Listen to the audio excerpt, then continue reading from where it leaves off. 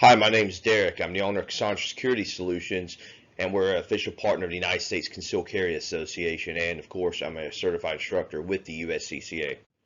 This short video is a snippet of a 2.5 hour class we're putting online. It's called Countering the Mass Shooter. What have we learned about the mass shooter? And you'll be able to take this, do it from the comfort of your own home at your own leisure. Will be running a few of these online live. I like the Q&A, but also we're going to be doing some countering the mass shooter workshops in the Southeast Texas area at a few churches and a couple of local businesses. So if you're interested in any of that, look at our website, go to our Facebook page, or subscribe to our YouTube videos. Send us an email, give us a call. But thank you for watching. Now, while they still remain rare, as you can see on the chart, active shooting events since the year 2000 has been on the rise. And to add to that, with the trend of active shooting events on the rise, murders and violent crime, specifically with a firearm, has been on the decline for the past 30 years. There's been a slight uptick this past year with economic downturn because of COVID and inflation. But for the most part, for the past 30 years, it's been a decline in firearm-related violence. So to reiterate, while active shooting events have been on the rise since 2000, violent crime has dropped as a whole year after year. So something's been changing. That's kind of weird if you think about it. Shouldn't active shooting events go down with violent crime, and violent crime specifically with a firearm? So some new factors that change compared to your traditional factors that motivate your average criminal, to commit a violent crime. So what's changing? Theories vary as to why the trend of active shooter events is accelerating, but one of the simplest explanations is that the rise in active shooter events has matched the increase in the popularity of social media such as Facebook, Twitter, and Instagram. So what could social media possibly have to do with an increase in active shootings? If you consider the goal of the mass shooter is notoriety, then social media works in their favor. Social media and news alerts on smartphones guarantee that the crimes committed by the mass shooter will instantly be known by millions of people around the world, and that the crime will outlive the event and even the shooter. If you have doubts about that theory, think about how you found out about the shooting at Newtown or Virginia Tech or Pulse nightclub. Like tens of millions of other people, I heard about those incidents within minutes by an alert on my smartphone. Dr. Reed Mello, a clinical professor of psychiatry at the University of California and a writer for Psychology Today, agrees that social media may play a part. Historically, one of the central motivations in these cases, although not the only one, is a desire for notoriety and a desire for infamy.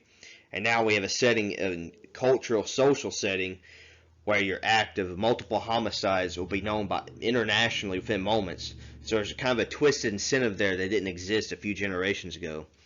But a link to social media may just be a small part in a larger puzzle.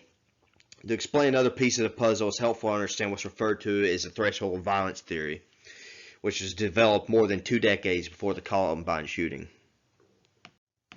The threshold of violence theory sets out to explain why a person would do something that seems so completely out of the ordinary of who they are or what society deems as acceptable.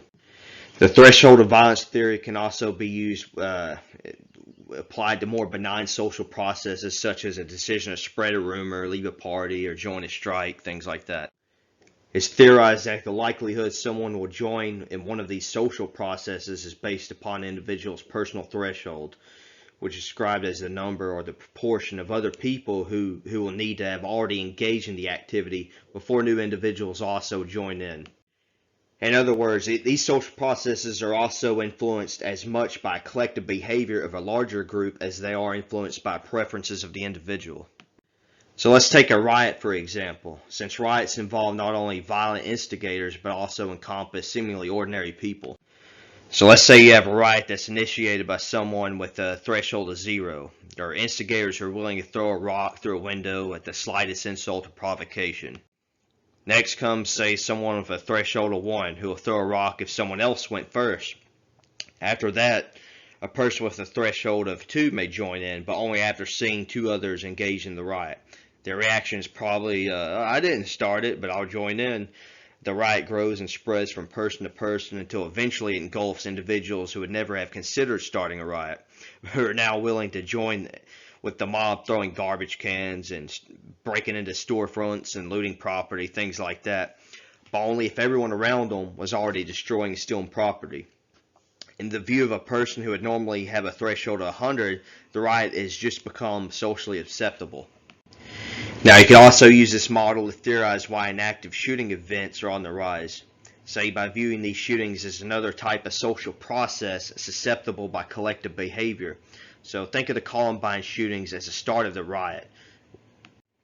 In other words, the Columbine attackers threw the first rock, which led to rocks being thrown by others with a threshold of 1 or 2 or 3.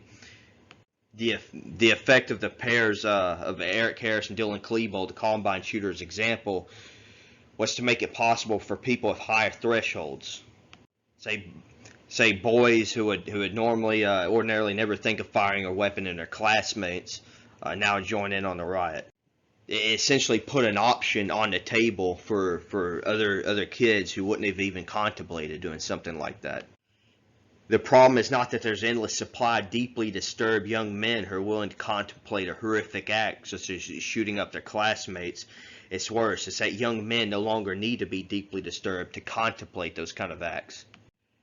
And this theory isn't just conjecture. Columbine has spawned dozens of copycats. For example, at least 14 cases of Columbine copycats aimed to attack on the anniversary of the original massacre. Individuals in 13 cases indicated that their goal was to outdo the Columbine body count. In at least 10 cases, the suspect and attackers referred to the pair who struck in 1999 as heroes, idols, martyrs, or even God.